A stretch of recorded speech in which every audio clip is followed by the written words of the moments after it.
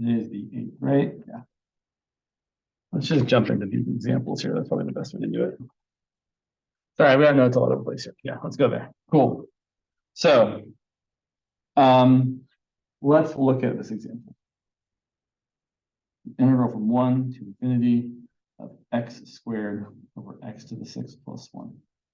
Yes. Certainly improper. And if I had to guess just by looking at it, I'm pretty sure it's convergent. And the reason I'm pretty sure it's convergent is because it looks a lot like 1 over x to the 4th from 1 to infinity. So here's kind of the idea. This is probably or possibly, no, you actually can't integrate this. Ooh, we should do the integral too. So this is hard to anti-differentiate or integrate, but not impossible. But if we are only concerned about whether or not it converges, so we have to kind of differentiate between if we're being asked to find what it converges to or just to find whether or not it converges. So if we are only asked if it converges or diverges,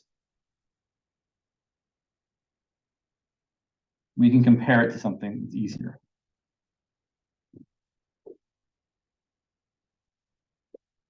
So it's definitely true that x squared over x to the 6 plus 1 is less than x squared over x to the 6th, which is equal to 1 over x to the 4th.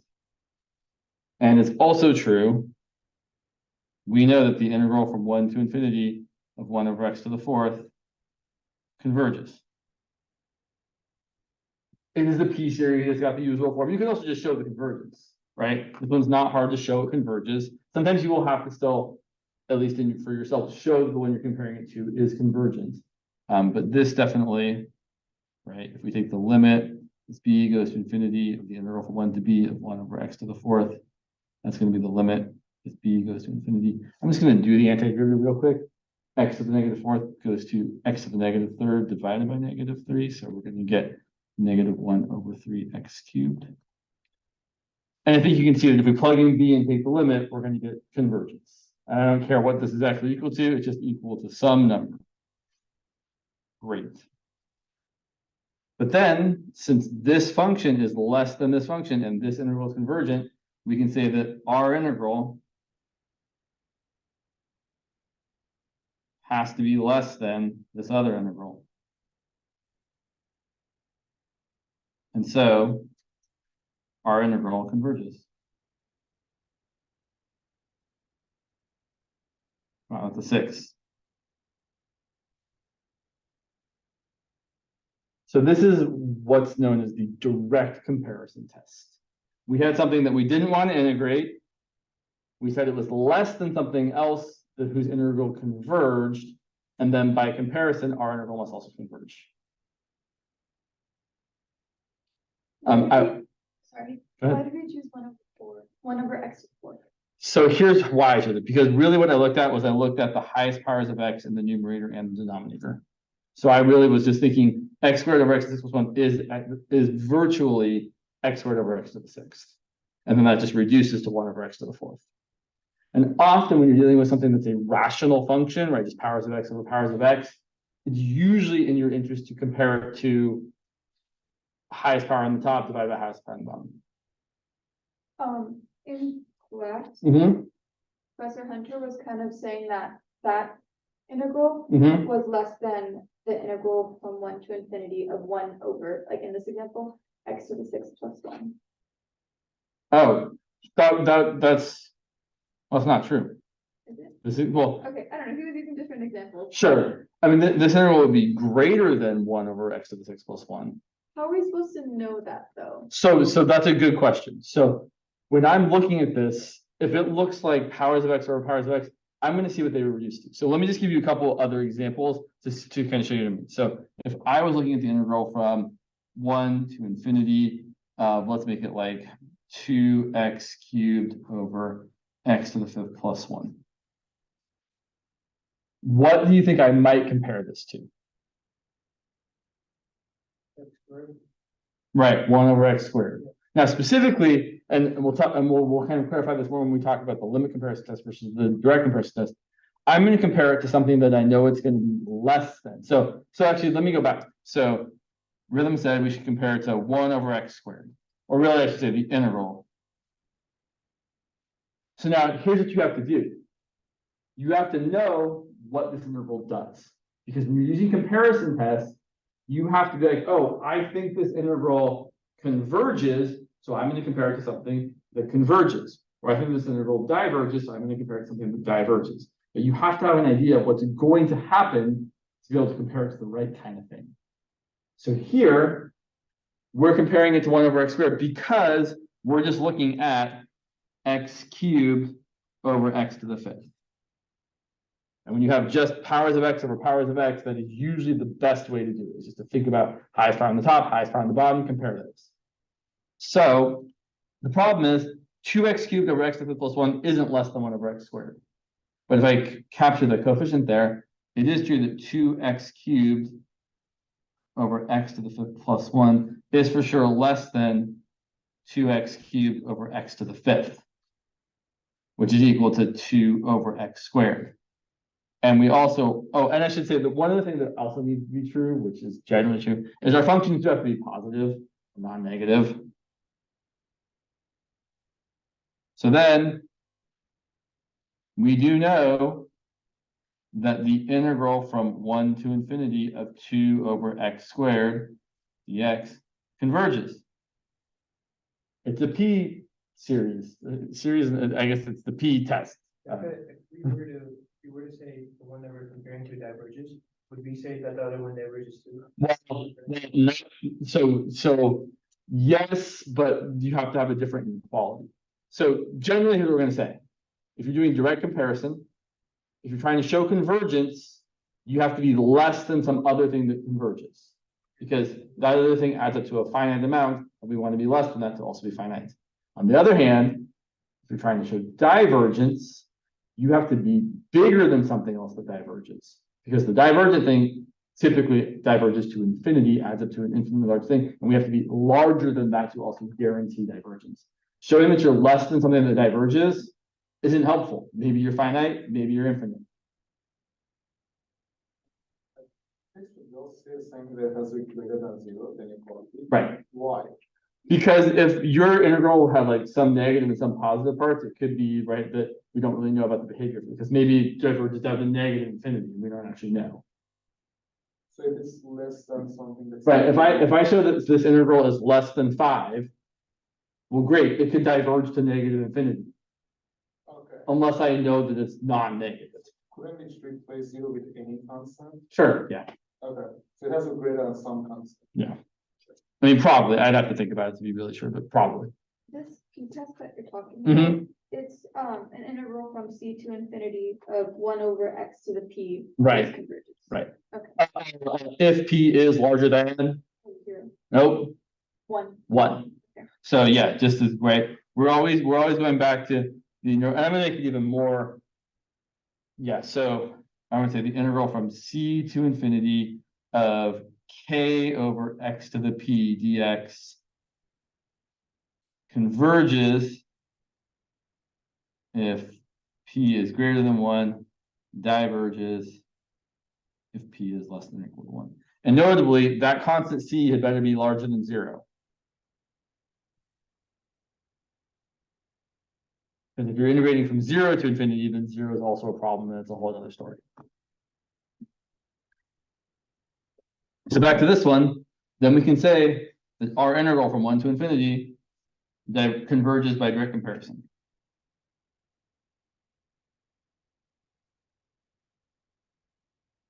Oh, sorry, converges. Sorry, I said converges, there, diverges. Apologies. Converges by direct comparison. Okay, let's look at another example. Let's look at the integral from 2 to infinity of e to the x over x. Which I will point out is impossible to anti-differentiate. Has no nice, I never remember, there's always this word, elementary. There's no elementary antiderivative, which is just the elementary function is just the composition of other functions we all know. This can't be integrated. But for sure it's true that e to the x over x is larger than 1 over x. Definitely, 100% of the time. Well, at least 100% of the time in our interval, right? As long as, certainly for x between 2 and infinity, that's true. And we know the integral from 2 to infinity of 1 over x dx does what? Does it diverge or does it converge?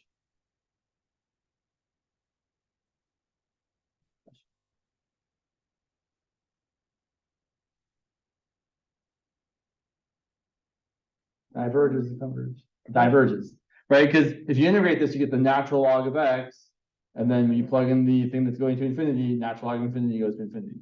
So this diverges. So our thing that's bigger than that, I should say diverges to infinity.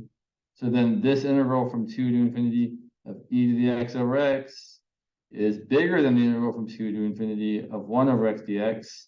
So it also diverges. Again, by direct comparison. Question?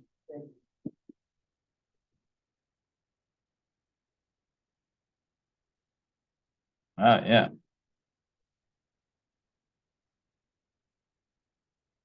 That's a good one. I'm curious about something here. Just one sec.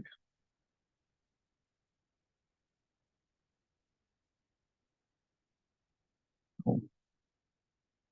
So the direct comparison test basically says the following, right? If you are direct comparison.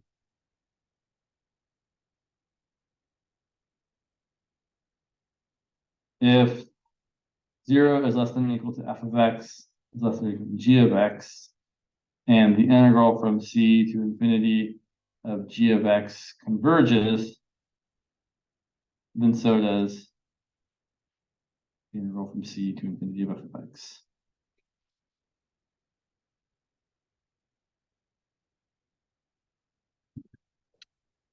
And then similarly,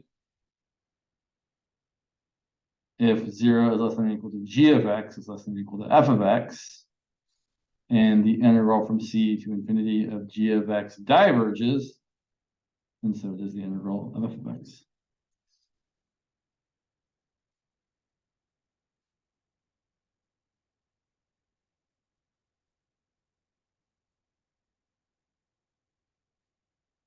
So typically when you're trying to choose something to compare to, you're trying to look for something that you obviously know already converges or diverges.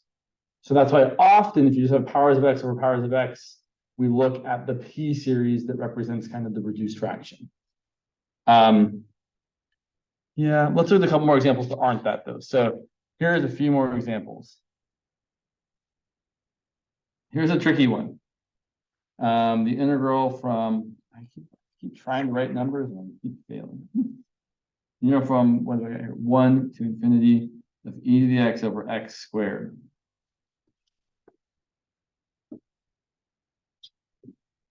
So here's something worth noting. We can't really compare this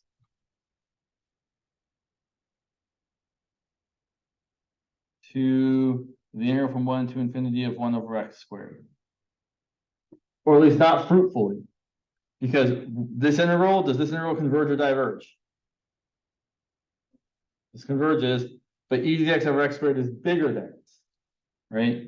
E to the x over x squared is for sure bigger than 1 over x squared. And being bigger than the convergent integral doesn't tell me anything. Maybe I also converge to a finite number, maybe I diverge to infinity. So we have to work a little harder. Yeah. So what if we tried this instead? What about, well, what about e to the x over x squared being bigger than x over x squared? First of all, is that true? Is e to the x bigger than x? Yeah. And eventually is maybe even too strong a word there. Pretty right off the bat. I mean, at least if you're starting with 0. E to the 0 is 1, x is 0. Think about the graphs. Actually, no, it's always bigger. E to the x is always bigger than x. Yeah. Think about the graph of them, right? Y equals x does this. e to the x does this, always bigger. So that's bigger than that, but x over x squared is 1 over x. So e to the x over x squared is bigger than 1 over x, and we know that the integral from 1 to infinity of 1 over x diverges. So it is true that the integral from e to the x, the integral from 1 to infinity of e to the x over x squared diverges by comparison.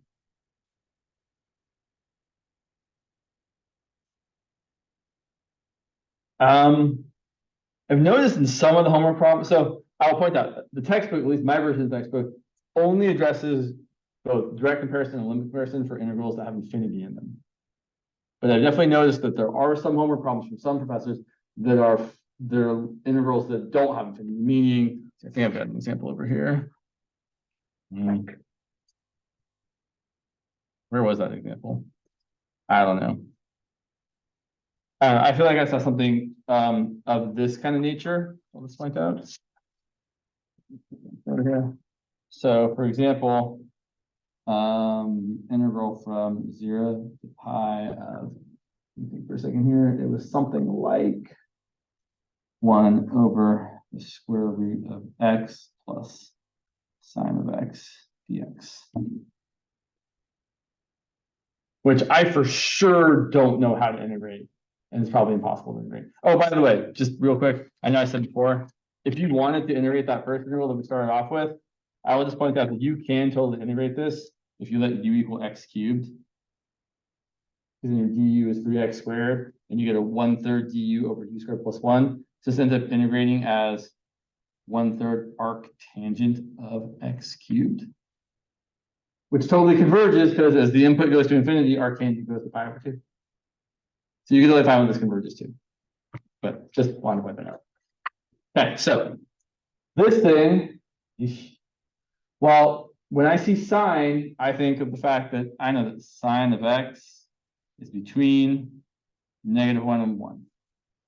Which actually isn't super duper helpful because I want this fraction to be either less than something that converges or bigger than something that diverges. But sine being positive or negative means the denominator can kind of switch signs, and that's, or at least, right? It's just, but I have to be extra careful here because my integral is from 0 to pi. And from 0 to pi, sine is positive. So what I really can say is sine of x is bigger than or equal to 0 and less than or equal to 1 on the integral from 0 to pi. So I can then, so what I typically like to do is I like to kind of start thinking about this. So 1 over the square root of x plus sine of x is smaller than or equal to 1 over the square root of x. Right? Bigger denominator, smaller fraction. Sometimes it gets messed up in my head, but like I just remember, like, oh yeah, this denominator is bigger, so this fraction is smaller. And then if we look at the integral from 0 to pi of 1 over the square root of x. Now, be careful, it's not a divergent p-series here. It's not a p-series at all, or I keep saying p-series because that's the terminology we use in 21c. I don't know what you call it as an integral. So it's not a divergent p integral, I don't know. Anyway, because it's not from 0 to infinity or from 1 to infinity. So we're just going to treat this like we usually would. I'm going to write this as the limit as a approaches 0 from the right, because 0 is the problem here. And then we have the integral from a to pi of x to the -1/2. We integrate, we get the limit as a approaches 0 from the right of x to the +1/2 divided by 1/2, or times 2, from a to pi, and then we plug in, we get the limit as a approaches 0 from the right of 2 times the square root of pi minus 2 times the square root of a, and then plugging in 0, that's just going to go to 0. So we get 2 root pi, which means this integral converges.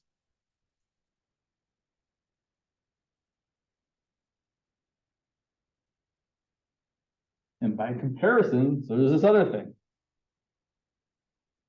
So the integral from 0 to pi of 1 over the square root of x plus sine of x converges. Doesn't that break the p rule? No, because the P rule is specifically for integrals from some constant bigger than 0 to infinity. And there's no infinity here, Oh, I see. right?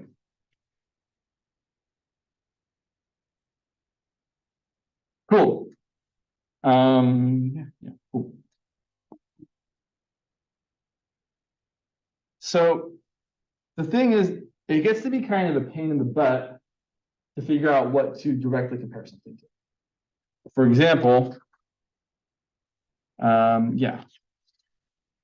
For example, if I was looking at, say, numbers, maybe if I can go back, they're gone. For example, if I was trying to do the integral from 1 to infinity of the square root of x plus 1 over x squared, I could work kind of hard to figure out what to compare this to directly. Oops, that's not enough to do that. And so again, if I'm thinking about this, I'm thinking, okay, great. This is similar to the square root of x over x squared, which is just x to the 1/2 over x squared, which reduces to 1 over x to the 3/2. So I'm thinking I'm probably looking for convergence, because I have essentially something that's like the integral from 1 to infinity of 1 over x to the 3/2. The problem is my integral here, my integrand here, is a little bit bigger than that, right? The square root of x plus 1 over x squared is bigger than the square root of x over x squared. And being bigger than something that's convergent doesn't help me. So one option is to work.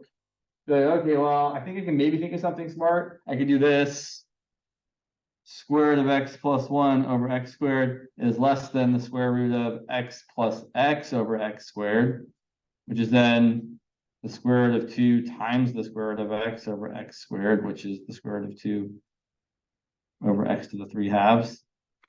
That'll work, but again, it just gets to be kind of really hard to think about what kind of trick can I do to make it so that this thing is less than something that's convergent.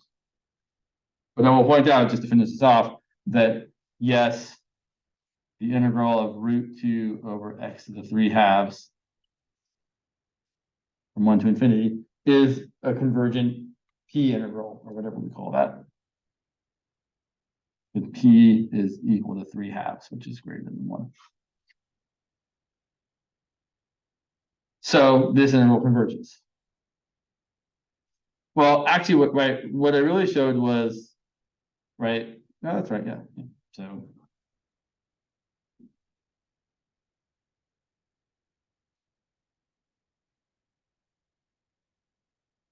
but there's a better test, which is the limit comparison test. Or I should say better because it's easier to apply. Not necessarily better. Sometimes limit comparison test won't work when a direct comparison will, or vice versa. But often it's really nice to say, instead of doing this, what we can, in fact, let's look at a different example and we'll come back to this one. So let's say we have something like, sure, the integral from 1 to infinity of x over x squared plus 2x plus 8. Which maybe you could integrate, I don't know. Here's what I know. Actually, let me ask you all. Give me so we're gonna do thumbs up for convergence, thumbs down for divergence. Do you think this integral converges or diverges just by looking at the powers of x? Which ones? Which again? So this integral, do we think this diverges or converges? Okay, so I think it diverges because x over x squared plus 2x plus 8 looks very similar to just x over x squared, which is 1 over x, whose integral is divergent from 1 to infinity. It's kind of like back in 21A when we were doing limits to infinity and we had like powers of x over powers of x, and we really just paid attention to the highest power in each, the top and the bottom. So those are like the dominant terms. The same thing is true here. These other terms don't really matter. They don't contribute anything more meaningful than this x squared here. In the top, you only have an x, so that's it. So this looks a lot like 1 over x, but the problem is x over x squared plus something is gonna be smaller than 1 over x. And I really don't want to have to do the work to find, like, I could probably find something like 5x over x squared is bigger than this, or I should say 5x over x, yeah. I don't know, I can probably do the work to make it work, but instead, we can do the following. We can say the limit as x goes to infinity of your integrand in the unknown thing over the integrand in the known thing, right? We know this diverges. If that limit is a non-zero finite number as x goes to infinity, again, for an integral, so I don't think there is a analog limit comparison test for finite integrals, meaning like the previous example, it has to be one where you're going to infinity. But if this limit to infinity of the unknown over the known, if that is equal to a non-zero finite number, then both integrals have the same behavior. So in this case, if we find this limit as x goes to infinity of, multiply x squared over x squared plus 2x plus 8, which is definitely equal to 1, which is not 0 and not infinity. And if that's the case, that means then the integral from 1 to infinity of x over x squared plus 2x plus 8 has the same behavior as the integral from 1 to infinity of 1 over x. We say that it's 1 because the biggest powers are the same, right? Not, well, because the biggest powers are the same and the leading coefficients, bless you, have a quotient of 1. Right, so it's really, it's equal to 1 over 1. It's been a while. I know. Question? For finding the known, we just take the limit of the function in our head and kind of put that as the known. If we know that downward derivative converges. Just to make sure that for finding the known function, you just basically think about what this function approaches as the approach to infinity. Right, or really just look at the highest powers and erase everything else. I'm just looking at x over x squared and erasing everything else. And it doesn't matter which one is the top, which one is bottom, the ratio. Mm-hmm. You know what I mean? It doesn't really matter. No, you're right. It doesn't, but the standard practice is to put the one that you don't know on top. Seems to be Right. working, but so it doesn't matter if I do Right. that before. Well, it matters a tiny bit actually, because technically, and this will come up again when you talk about limit comparison test in 21C for series. Technically, if you're looking for divergence, it's also okay to get infinity. Because if this limit were to be infinity, well, then you're saying the top thing is infinitely larger than the bottom thing. And the bottom thing is divergent, being infinitely larger than something, the divergence is also divergent. But when we're trying to show converge now. But I was trying to show divergence here, Okay, right? yeah.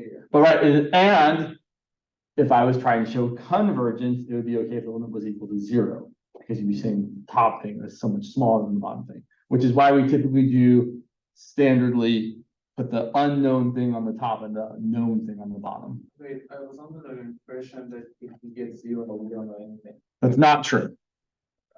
So usually this test is phrased in a way where you don't consider 0 infinity, but it really is the fact that if you're looking for convergence, it's fine to get 0. So if you do get 0 or infinity, it means that they have different behavior? So if I was setting for divergence and I ended up getting a limit that was 0, I wouldn't know anything. Okay. But if I was testing for divergence and I got a limit that was infinity, I would. Let me show you an example. Let's say I want to do the integral from 1 to infinity of the natural log of x over x. Now, I will point out that you can say this diverges by direct comparison. You can actually do the integral of this as well, right? You could, in fact, we probably should just integrate it, but certainly 1, we could integrate this.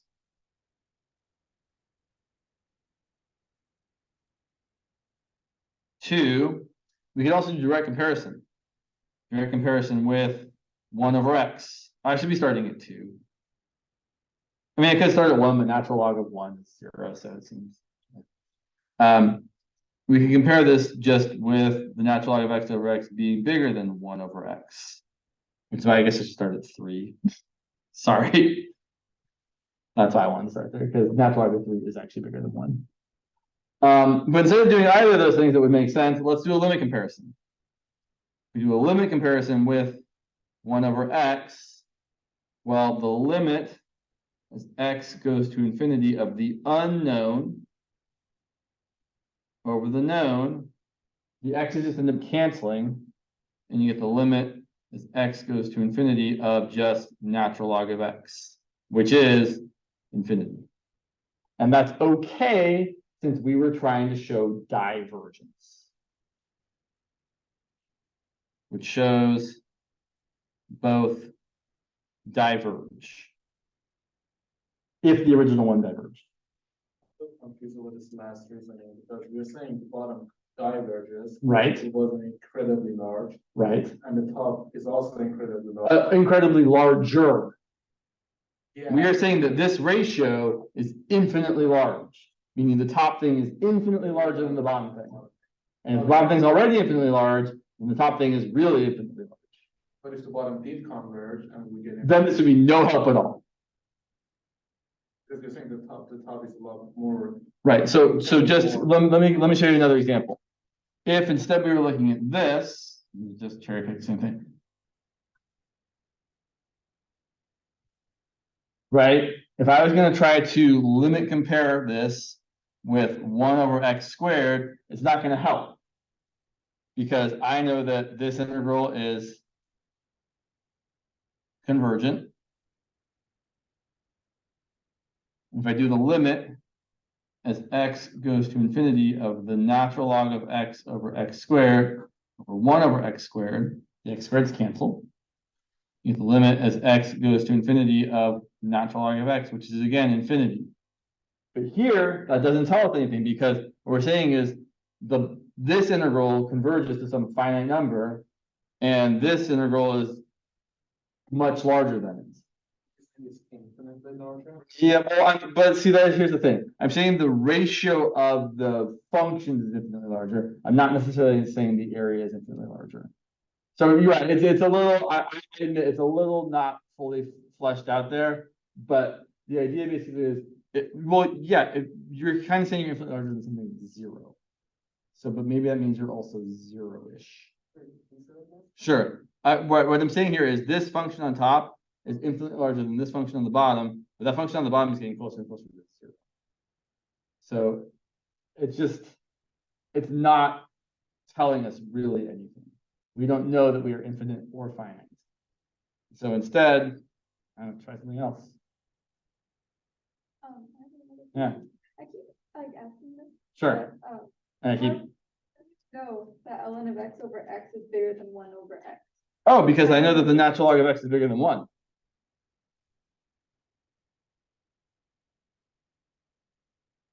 So. But what if you don't? So natural log of x is bigger than 1, or e to the natural log of x is bigger than e to the 1, or x is bigger than e. That's why I started at 3, so that in this interval, the natural log of x actually would be larger than 1. Okay. But yeah. Oh, in fact, that's so here's a nice list of things to know about being bigger than other things. So, I don't remember if I said this last time or not, but I'll just point out that the natural log of x is kind of our smallest thing. So this is as x goes to infinity, the natural log of x is smaller than any root of x. Square root, third root, fourth root, fifth root, or I'm going to say the pth root of x, where p is some positive integer. And then any root of x is less than just x. X is less than any power of x. X is some power. And then x to the power is less than any exponential function, like e to the x. Here's kind of an order of functions that get bigger as you go on and on and on. So this isn't always true all the time, but this is definitely true as x gets large. So the ln of x is greater than 1, Well, I was more saying that I know that natural log of x is greater than 1 as long as x is greater than. And I'm starting at 3, which is bigger than e. Sorry, it was these three again. Right. And what you were doing before, you know that you have to evaluate ln of x in comparison to 1 because they're both the numerators. Yeah, so like in the previous one, I was saying, well, I have the natural log of x over x, and I can say that the natural log of x is bigger than 1, and being bigger than 1 over x is useful because I know that 1 over x is a divergent integral. It does take some practice. Another example here that I want. Oh, I know. I was gonna go back to the other example that I talked about, how we could have, like, so I was talking about how, not this example, how this example, it was kind of annoying to have to try and come up that the square root of x plus 1 was less than the square root of x plus x. So instead, I could do a limit comparison. So, or we could do a limit comparison. And now again, what I'm going to do to figure out what I'm limit comparing to is I'm just going to look at the highest power of x with the highest power of x. What's the highest power of x in the numerator? Kind of. Right. It's kind of like x to the 1/2. Not exactly, but close enough for government work. Right? That's the saying, close enough for government work? Yeah. Close enough for hand grenades and horseshoes? You ever heard that one? Anyone ever play horseshoes? Horseshoes? So like a game where you throw like horseshoes at a like pole, and you try and get close to the pole, and if your horseshoe is within the horseshoe's length, you get a point. And if it's leaning against the pole, you get 2 points. And if it goes around the stake, you get 3 points.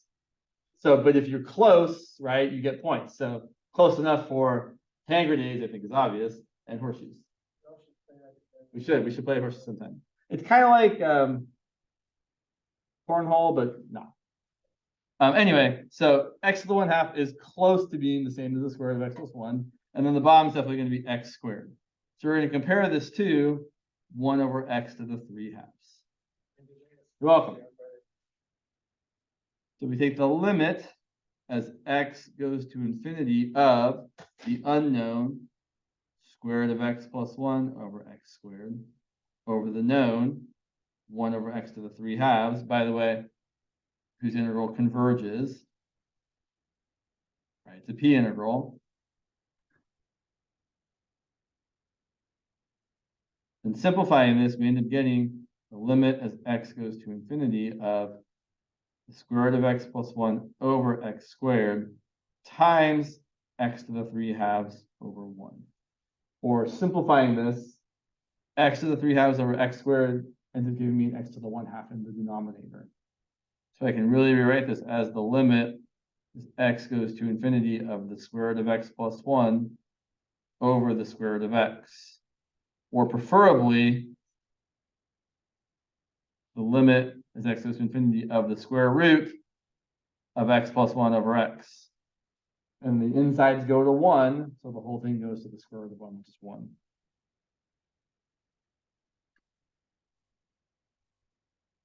Right, I'm using that same rule about limits to infinity and powers being the same on the top and the bottom. Right, this is a 1x to the first over a 1x to the first. That rule comes up a lot in this section, especially when you do a limit comparison. So, yeah, we got time. Cool. Let me give you, so the point of the limit comparison ones is if you've got stuff that's truly heinous, it makes it a lot easier to deal with. Here's another example. Let's say I want to find the integral from 1 to infinity. I'm just going to make that something really awful. I don't know. 7x cubed plus 5x squared minus 9x plus 2 over x to the 5th plus x to the 4th plus 2x plus 1. There's no way we're integrating that. But what could I reasonably limit compare it to?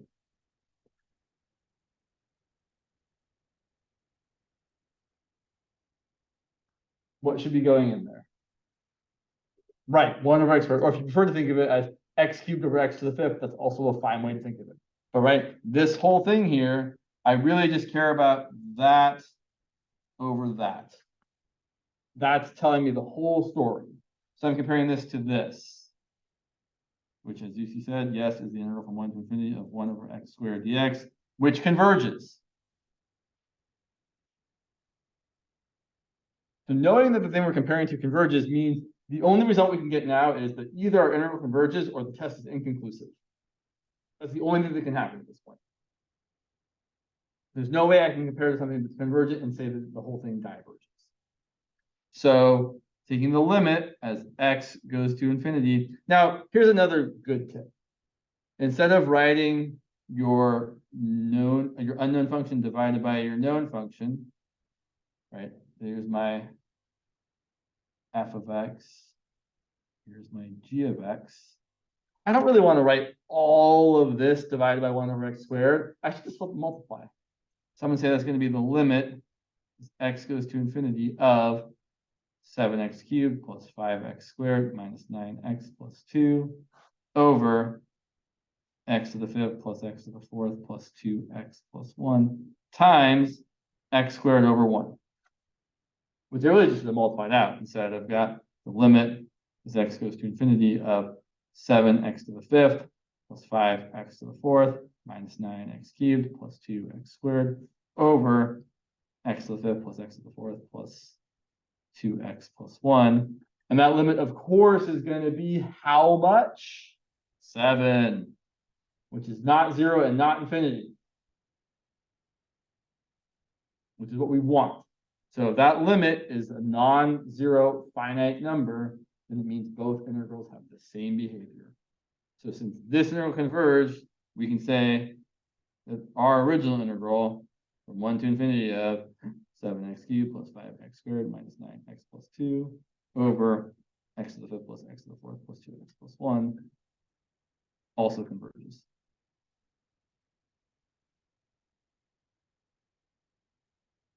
I do like to say when I write this that the limit also has the same behavior. I feel like that emphasizes to the reader that I know what I'm talking about.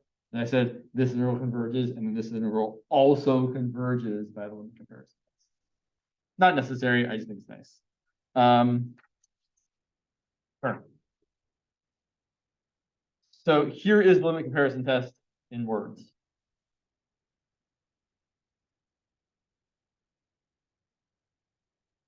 So when comparing the integral from a to infinity of f of x to the integral from a to infinity of g of x,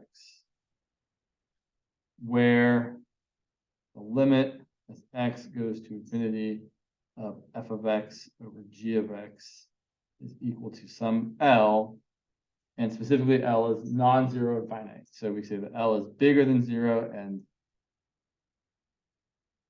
less than infinity. Non-zero finite. Then what we say is, if this limit is non-zero and finite, then both integrals have the same behavior. Then integral from a to infinity of f of x dx and the integral from a to infinity of g of x dx either both converge or both diverge.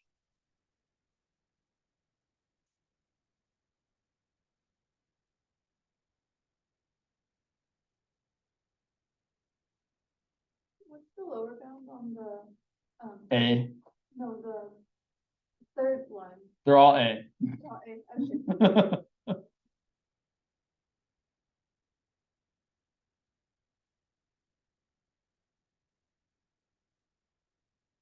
Basically, if you've got something that looks terrible, find something to compare it to, and then take the limit of the unknown thing with the known thing. Hopefully you get a non-zero finite number. If you do, you can say that they have the same behavior. You still have to know the behavior of the thing you're comparing it to. So most of the time, the integral you're comparing an integral to is a p-series integral, right? We are usually comparing to 1 over x squared, or 1 over x cubed, or 1 over x to some appropriate power. is most often the thing we are comparing to. It's not always the thing, but it's often the thing.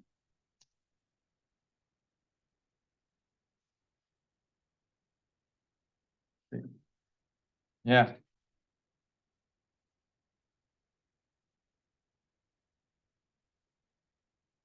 Yeah. What time we got? Yeah, we got a couple minutes. Let me give you one more example.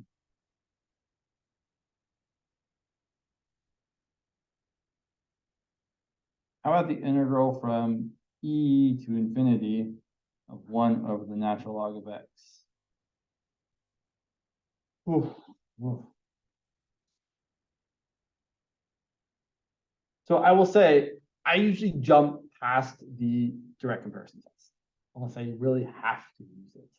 So if I were trying this, I would say, well, to me, that feels kind of like 1 over x. But it's harder when you have logarithms or exponentials, right? It's not just a straight power of x comparison to some other power of x.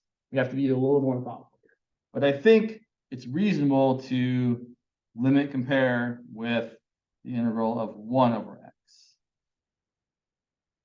So knowing that I've written that, that means I'm looking for what kind of behavior. What do I think is going to happen? Do I think this integral is going to converge, or this integral is going to diverge? Right, I'm comparing it against something that is divergent. That means I must at least have some sort of guess that it's divergent, or I just pick something. But I guess what I really say is I'm only able to test now for divergence. My limit comparison test will only show me either that I get divergence or that it is inconclusive. Let's see. So if I do the limit as x goes to infinity of the unknown over the known. So let's see, that's going to be the limit as x goes to infinity of x over natural log of x.